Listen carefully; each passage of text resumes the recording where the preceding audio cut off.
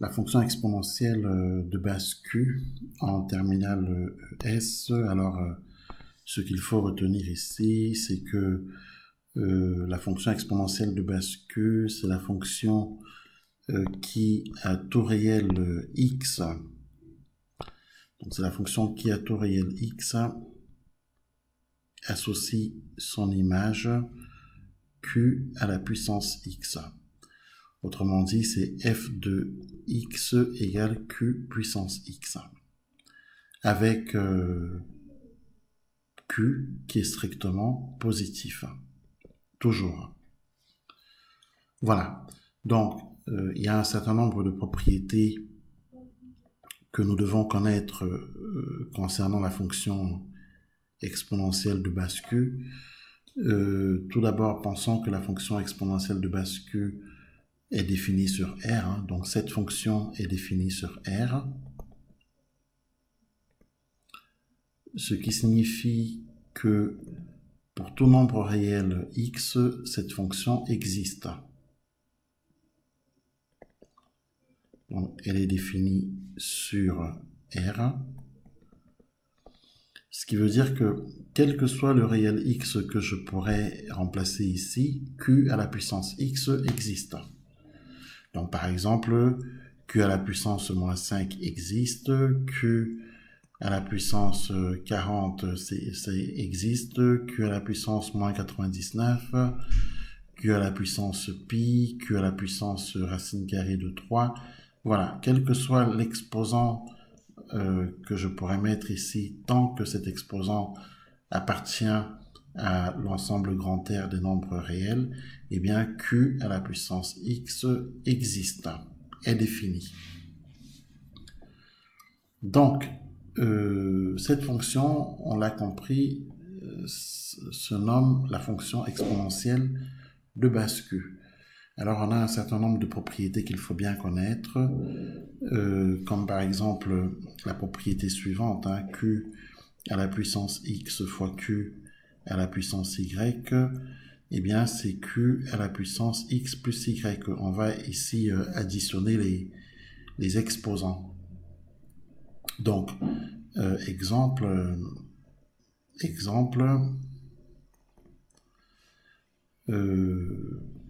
grand A égale 8 multiplié par 2 à la puissance x. Eh bien, il faut penser que 8, c'est 2 à la puissance 3. Hein. Je rappelle que 8 est égal à 8, c'est égal à 2 fois 2 fois 2, hein, 3 facteurs de 2. Donc, du coup, on est bien d'accord que 8, c'est 2 à la puissance 3. Donc, fois 2 à la puissance x. Et d'après la propriété que nous avons ici, il suffit d'additionner les exposants. Donc, grand A égale 2 à la puissance 3 plus x. Voilà. Autre exemple, par exemple, grand B égale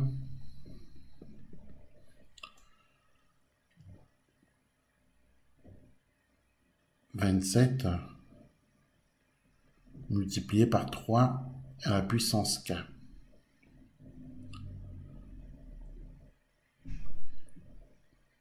K étant bien sûr un nombre réel, hein, K appartient à R.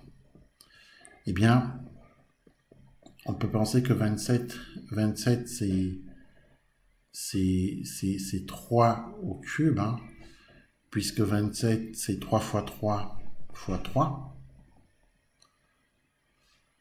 donc multiplié par 3 à la puissance k, et qu'à travers cette formule, toujours la même, celle-ci, on pourrait écrire que grand B égale 3 à la puissance 3 plus k. Hein, on additionne les exposants. De même, quand on a ici, dans cet exemple, quand on a 3 à la puissance 1 plus pi, eh bien, il faut penser à la formule que nous avons ici. On peut l'écrire comme ceci. Q à la puissance x fois Q à la puissance y. Donc, 3,5 à la puissance 1 plus pi, c'est 3,5 à la puissance 1 fois 3,5 à la puissance pi. c'est égal à 3,5 fois 3,5 à la puissance pi. De même, 3 à la puissance 2 fois 3 à la puissance moins 5, c'est donc 3 à la puissance 2 plus moins 5.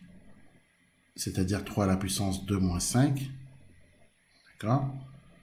C'est-à-dire 3 à la puissance moins 3. Je rappelle qu'on est ici. Donc, on trouve bien 3 à la puissance 2 moins 5, donc 3 à la puissance moins 3. Sauf que pour tout réel x, on a q à la puissance moins x qui est égal à 1 sur q à la puissance x. Du coup, 3 à la puissance moins 3 que nous avons ici pourrait être changé, enfin du moins on pourra l'écrire comme étant égal à 1 sur 3 à la puissance 3. Voilà, il suffit de regarder la formule qu'on a ici. Et comme 1 sur 3 à la puissance 3, c'est 1 sur 3 fois 3 fois 3, eh bien c'est égal à 1 sur 27. Donc voilà comment on pouvait ici, bien sûr, calculer 3 à la puissance 2 fois 3 à la puissance moins 5. Toujours est-il qu'arrivé ici, à 3 à la puissance 2 moins 5, on aurait pu utiliser cette propriété. On aurait pu utiliser cette propriété pour tout réel x et y, on a q à la puissance x moins y qui est égal à q à la puissance x sur q à la puissance y. Autrement dit,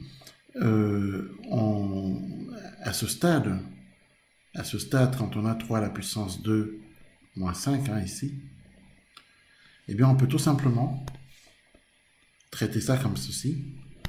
3 à la puissance 2 moins 5, d'après cette propriété, d'accord, c'est 3 à la puissance 2 sur 3 à la puissance 5. Il suffit de diviser les puissances. Donc, on peut penser que c'est en fait 3. Alors, 3 à la puissance 2 sur 3 à la puissance 5, ça peut s'écrire comme ceci. 1 fois 3 au carré, divisé par 3 au carré, fois 3 à la puissance 3. Je rappelle que 3 à la puissance 5 que nous avons ici s'écrit 3 au carré fois 3 à la puissance 3. Du coup, en simplifiant, on voit bien qu'on peut se débarrasser de 3 au carré et de 3 au carré. Qu'est-ce qu'il en reste? Il va rester 1 sur 3 à la puissance 3, c'est-à-dire 1 sur 27.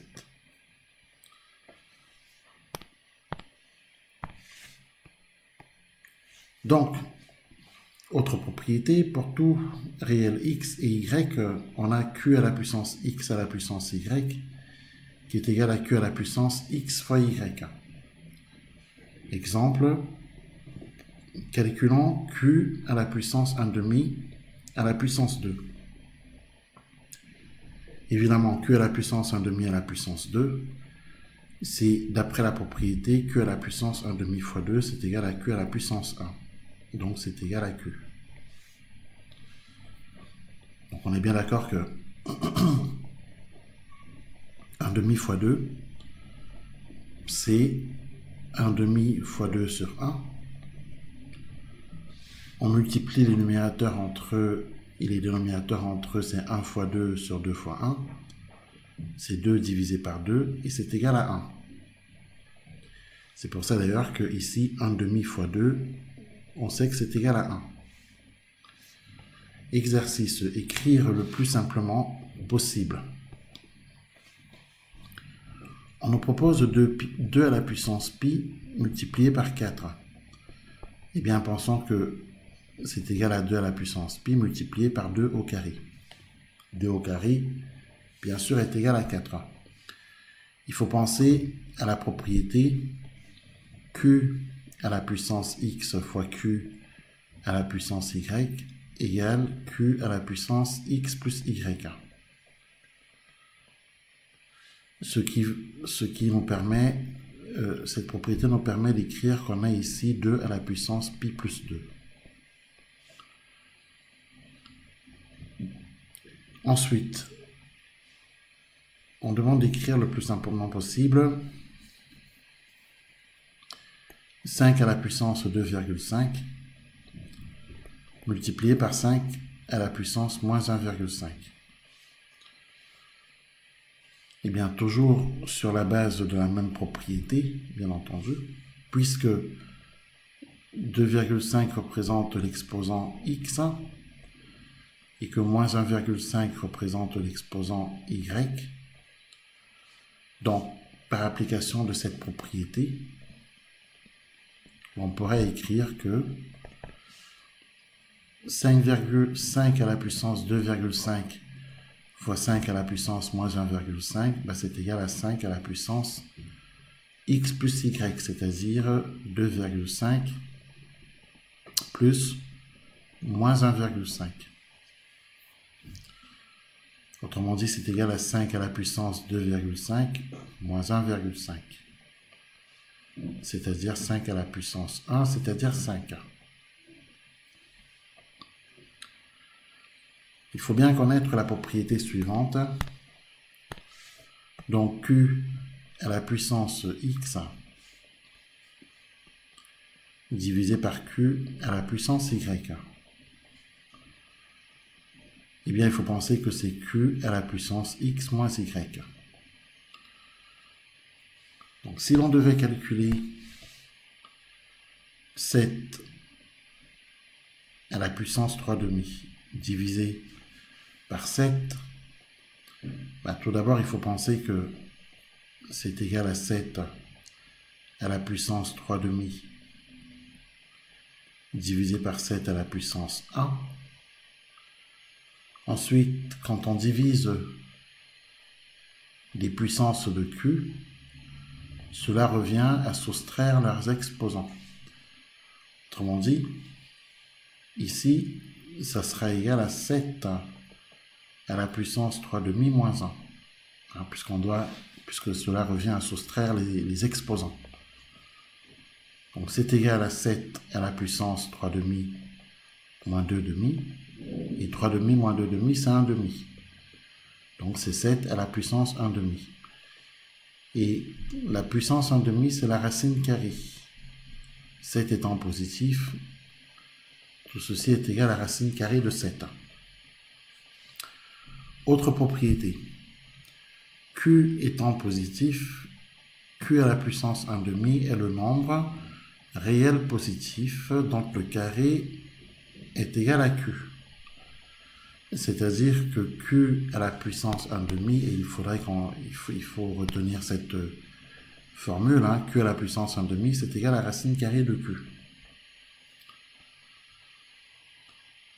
Donc on est bien d'accord que Q à la puissance 1,5 au carré, c'est égal à Q à la puissance 1,5 fois 2, c'est-à-dire ce qu'on a ici.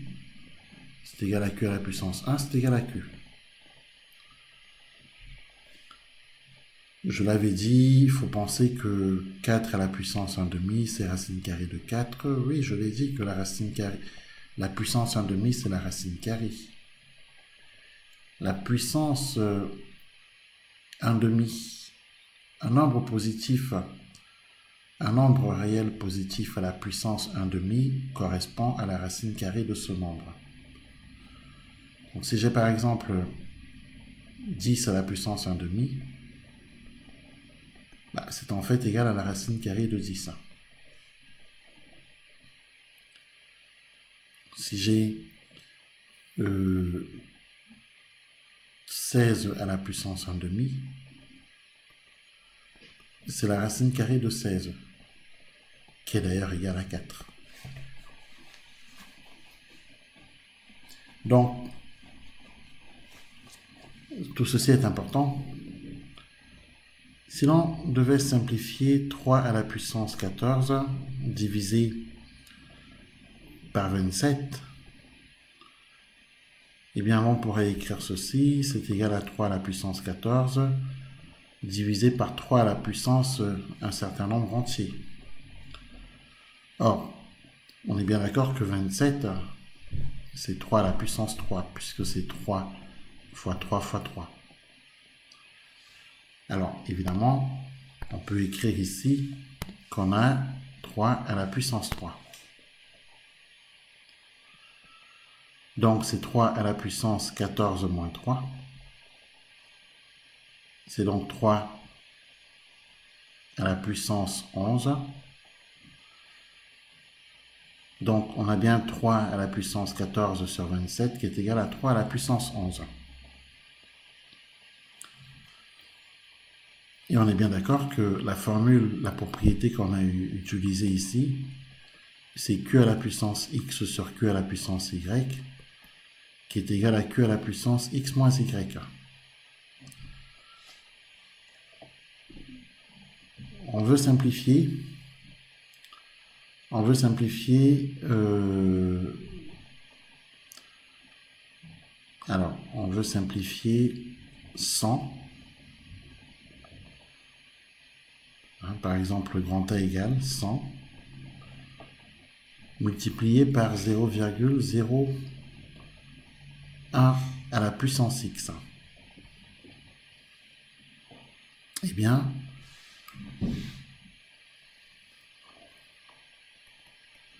tout d'abord, on peut penser que 100, ce n'est autre que 10 au carré.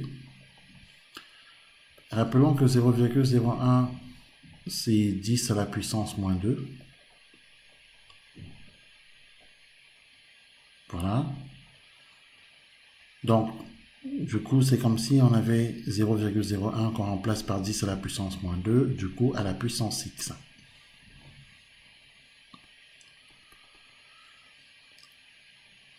Rappelons que Q à la puissance X à la puissance Y, c'est Q à la puissance X fois Y. C'est ce qui permettra de traiter ce qu'on a ici, qu'on peut d'ailleurs remplacer par 10 à la puissance moins 2 fois X. Donc du coup, on a 10 à la puissance 2 fois 10 à la puissance moins 2 fois X. Rappelons-nous que quand on multiplie des puissances de 10, il suffit d'additionner leurs exposants. Donc ça équivaut à 10 à la puissance 2 plus moins 2x, ou moins 2 fois x. C'est-à-dire 10 à la puissance 2 moins 2x. Voilà comment on pouvait ici simplifier cette écriture.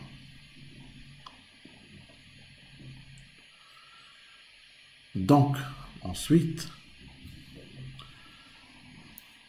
on peut prendre d'autres exemples, bien entendu, comme par exemple l'exemple suivant, celui-ci. De simplifier 2 à la puissance 7 fois 5 à la puissance 12 sur 100. Déjà, il faut penser que 100, c'est 10 fois 10, c'est-à-dire 5 fois 2 fois 5 fois 2. D'accord ? Donc, je rappelle que 100, c'est 10 fois 10, et 10, c'est 5 fois 2. Donc, du coup, on a 5 fois 2 fois 5 fois 2, c'est-à-dire 5 au carré fois 2 au carré, que l'on vient remplacer ici. 5 au carré fois 2 au carré, que l'on vient remplacer ici. Du coup, ça nous permet d'écrire qu'on a 2 à la puissance 7 sur 2 à la puissance 2 multiplié par 5 à la puissance 12 sur 5 à la puissance 2. Évidemment, 2 à la puissance 7 divisé par 2 à la puissance 2, c'est 2 à la puissance 7 moins 2. Et 5 à la puissance 12 divisé par 5 à la puissance 2, c'est 5 à la puissance 12 moins 2. 2 à la puissance 7 moins 2, c'est 2 à la puissance 5. 5 à la puissance 12 moins 2, c'est 5 à la puissance 10.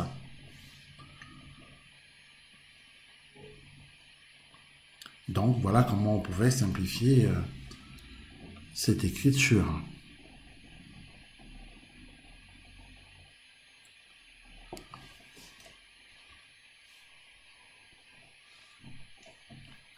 La fonction exponentielle de base Q, qui est définie par Q à la puissance X, Q étant strictement positif,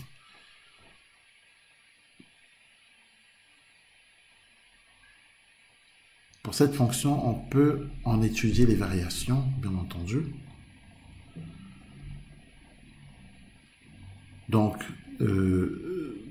Cette fonction a des variations qui sont strictement croissantes quand Q est strictement plus grand que 1. On peut le voir avec la courbe, notamment la courbe jaune. Et cette fonction a des variations strictement décroissantes quand Q est strictement encadré par 0 et 1. C'est le cas par exemple de la courbe blanche. Et puis elle a des variations constantes quand Q est égal à 1. C'est le cas de la courbe verte. Donc voilà ce qu'on doit retenir ici. Il faut penser que cette fonction est strictement positive. C'est pour ça d'ailleurs que sa courbe est toujours au-dessus de l'axe des abscisses. Cette fonction est strictement positive, quel que soit le réel x. Donc on est bien d'accord que la fonction exponentielle de base q est strictement croissante si q est strictement plus grand que 1, et qu'elle est strictement décroissante si q est strictement compris entre 0 et 1, et qu'elle est constante si q est égal à 1. Donc on pourra compléter ce qu'on sait de cette fonction en écrivant ce qui suit, en écrivant les propriétés complémentaires suivantes.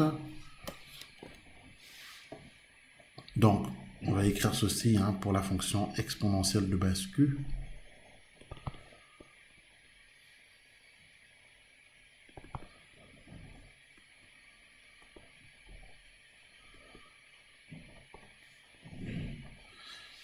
Alors, on est bien d'accord que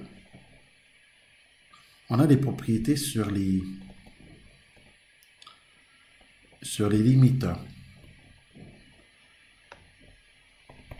et sur le sens de variation de la fonction exponentielle de base q.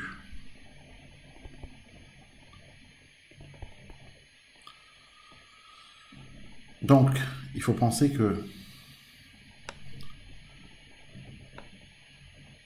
quel que soit le nombre réel positif strict Q strictement positif, ça on peut l'écrire, donc quel que soit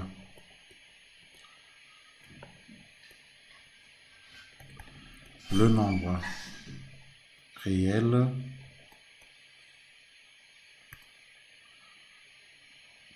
positif strict Q strictement positif. Eh bien, on a trois cas de figure. Premier cas de figure, si Q est strictement plus grand que 1, on l'a dit, la fonction exponentielle de base Q est strictement croissante. Donc alors, la fonction exponentielle de base Q que l'on va noter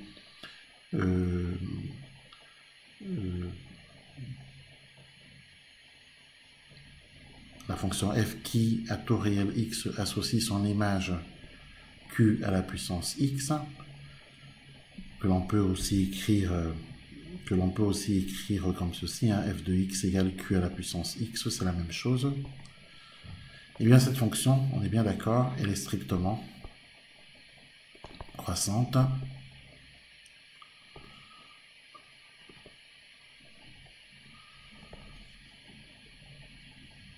Donc elle est strictement croissante sur R.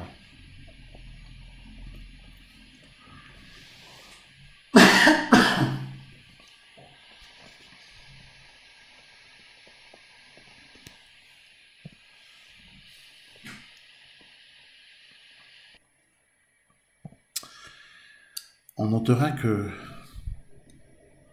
la limite quand x tend vers plus l'infini de la fonction exponentielle de base q, quand q, bien sûr, est strictement plus grand que 1, c'est égal à plus l'infini. Attention, parce que quand q est strictement plus grand que 1, la fonction exponentielle de base q, elle est comme ceci, sa courbe. Donc, évidemment,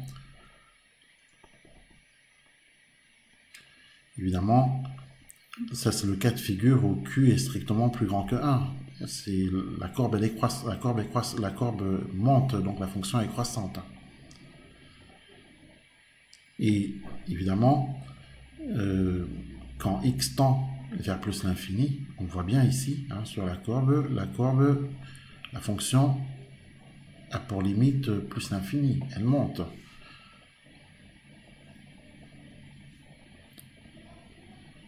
Et en plus, on voit bien que quand x tend vers moins l'infini, la fonction a une limite qui tend vers 0.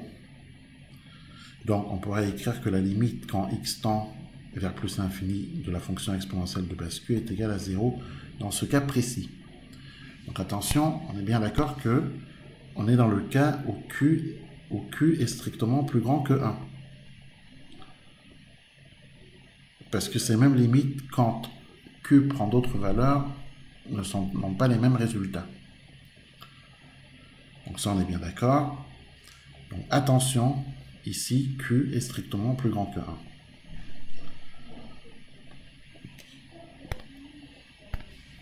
Donc maintenant, si q est encadré par 0 et 1, alors on est bien d'accord que la fonction f qui à taux réel x associe son image q puissance x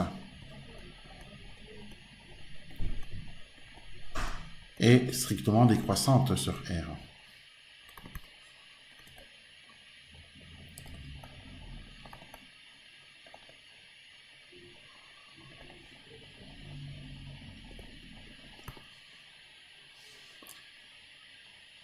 Et on est bien d'accord que la courbe d'une telle fonction aura donc cette allure. Donc on voit bien que cette fois-ci, ça change tout au niveau des limites, puisque on voit bien que cette fois-ci, la limite quand x tend vers plus l'infini de la fonction exponentielle de base q n'est pas égale à plus l'infini comme tout à l'heure, mais à 0. Puisque on voit bien que quand x tend, on voit bien que quand x tend vers plus l'infini, d'accord, la courbe de la fonction exponentielle tend vers 0. De même, quand x tend vers moins l'infini, donc quand on est de ce côté-ci, la courbe de la fonction exponentielle de base q tend vers plus l'infini, elle monte. Elle monte, elle tend vers plus l'infini. Et ceci, bien sûr, dans ce cas précis où q est encadré par 0 et 1. Donc c'est très important de le dire. Donc du coup, on pourrait écrire que on a bien la limite quand x tend vers plus l'infini de q à la puissance x qui est égale à 0. Mais on a également la limite quand x tend vers moins l'infini de la fonction exponentielle de base q qui est égale à plus l'infini. Il faut se baser sur la courbe. Hein, si on se base sur la courbe, on voit très bien comment évoluent ces deux limites, évidemment. Donc on est bien d'accord que ici, on est dans le cas précis où q est encadré par 0 et 1. Ici aussi d'ailleurs. Hein.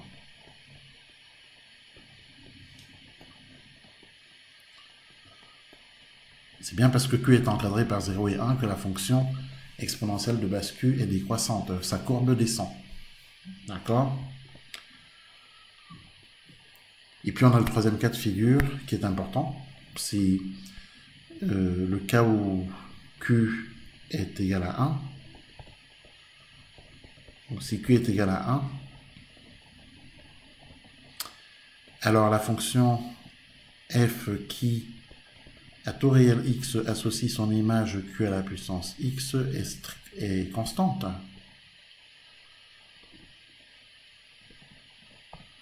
Elle est constante. La courbe que nous obtenons est la suivante. On a ici la fonction exponentielle de base q qui est représentée par cette droite constante. D'accord ?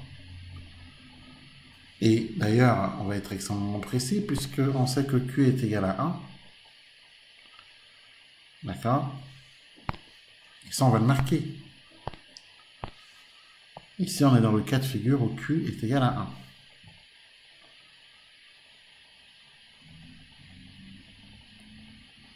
Donc, que les choses soient claires, la limite d'une telle fonction, quand x tend vers plus l'infini, c'est égal à 1. Et quand x tend vers moins l'infini, c'est égal aussi à 1. Donc ça, on peut l'écrire. Ces deux limites sont à savoir par cœur. Donc la limite quand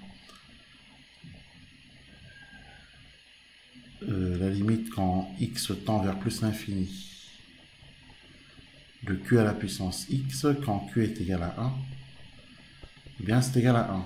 Et d'autre part, la limite quand x tend vers moins l'infini de q à la puissance x, quand q est égal à 1, c'est égal à 1. Voilà, deux limites qu'il faut bien connaître dans ce cas précis. Alors, on peut imaginer quelques exemples pour approfondir ce qu'on vient de dire. Considérons la fonction f. Donc, soit f la fonction définie par f de x égale 4/5 à la puissance x. D'accord ?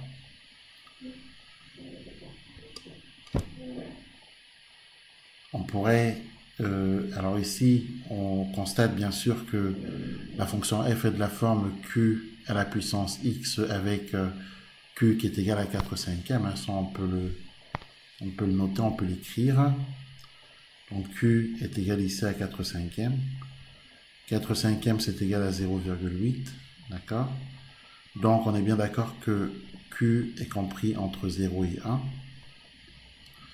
Ce qui nous permet d'affirmer que la fonction f est strictement décroissante.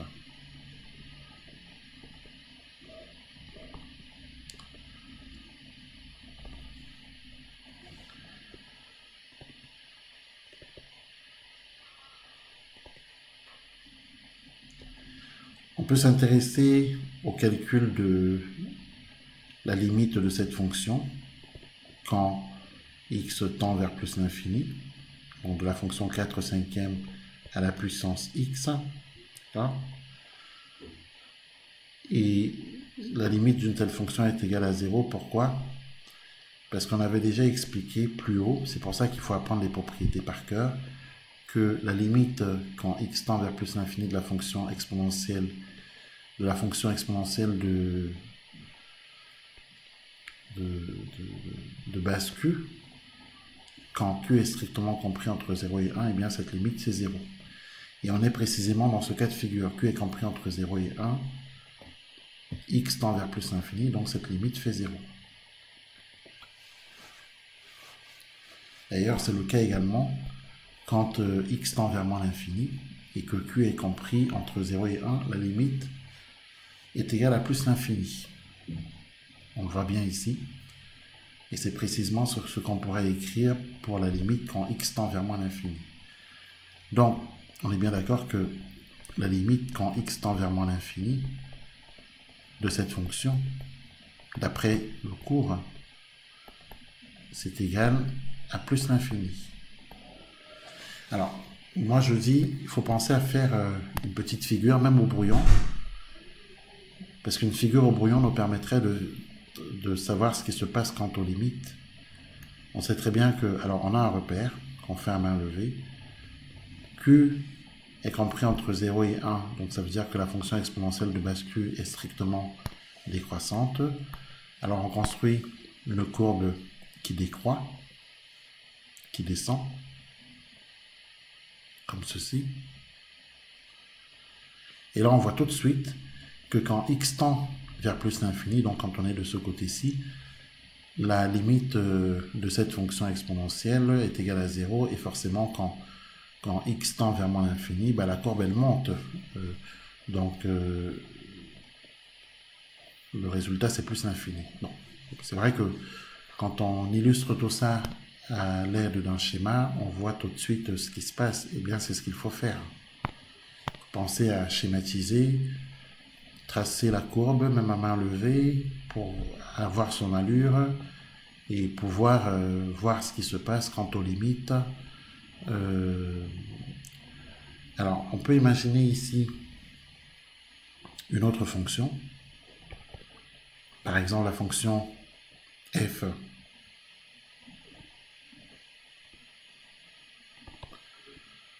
définie par f de x égale 5 quarts à la puissance x. Tout d'abord, il faut penser que cette fonction est de la forme q à la puissance x, donc c'est une fonction exponentielle de base q, avec q qui est égal à 5 quarts, sauf que 5 quarts est plus grand que 1, puisque 5 quarts est égal à 1,25. Donc on est bien d'accord que q est strictement plus grand que 1.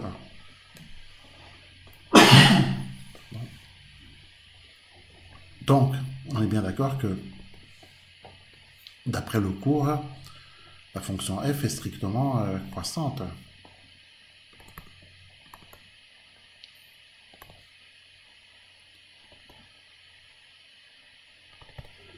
Ça veut dire que sa courbe a cette allure-là.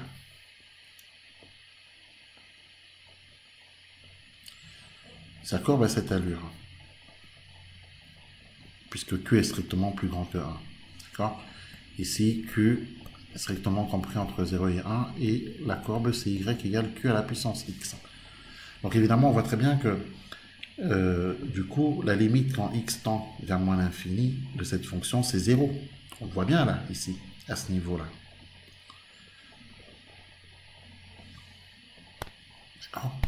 On voit bien que quand x tend vers moins l'infini, la courbe se trouve légèrement au-dessus de 0. Donc ça nous permet d'écrire que la limite, quand x tend vers moins l'infini, de 5 quarts à la puissance x, eh bien c'est égal à 0. Bien sûr, bien sûr, q est strictement plus grand que 1.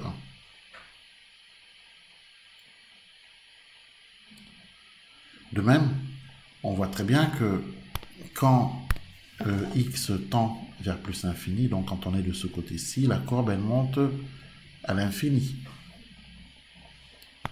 Ce qui permet d'écrire que la limite, quand x tend vers moins l'infini, vers plus l'infini cette fois-ci, de 5 quarts à la puissance x, c'est égal à plus l'infini. Dans ce cas précis. Voilà quelques éléments qu'on pouvait apporter sur cette fonction, sur la fonction exponentielle de base q. Après, bien sûr, on pourra approfondir toutes ces notions, bien entendu. Donc, au moins, ce qu'on vient de faire nous permet de prendre un bon départ sur cette fonction exponentielle de base q.